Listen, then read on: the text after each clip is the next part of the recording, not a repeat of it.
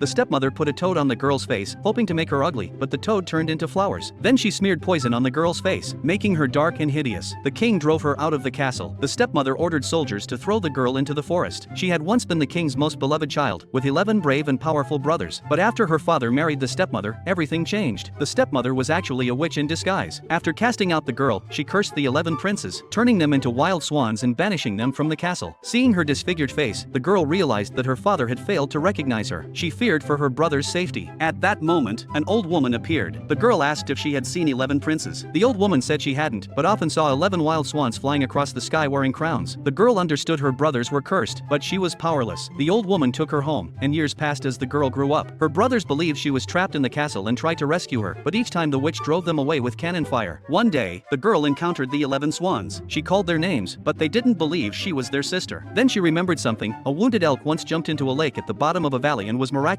healed. She decided to take the same risk. When she leapt in, her ugly face was restored to its original beauty. At last, she was reunited with her brothers, though they could only take human form after sunset. The girl wanted to break their curse. A raven told her she needed to weave clothes from nettles for her brothers to wear, but during the process she must remain silent. Enduring the burning pain, she picked the nettles and began weaving. While she worked, a prince from a neighboring kingdom discovered her and instantly fell in love. He asked why she was weaving the clothes, but remembering the raven's warning, she dared not speak. The prince grew angry and locked her in a dungeon. The royal advisor declared her ominous and sentenced her to be burned alive. At that moment, her brothers arrived and stormed the castle. Fierce fighting lasted until dawn. When they turned back into wild swans, the raven told the prince the girl's story. Meanwhile, she placed the nettle shirts on her brothers, and they immediately regained their human forms. They swore to kill the wicked royal advisor. Just then, the prince arrived, regretting his mistake and apologizing to the girl. In the end, she and the prince lived happily ever after.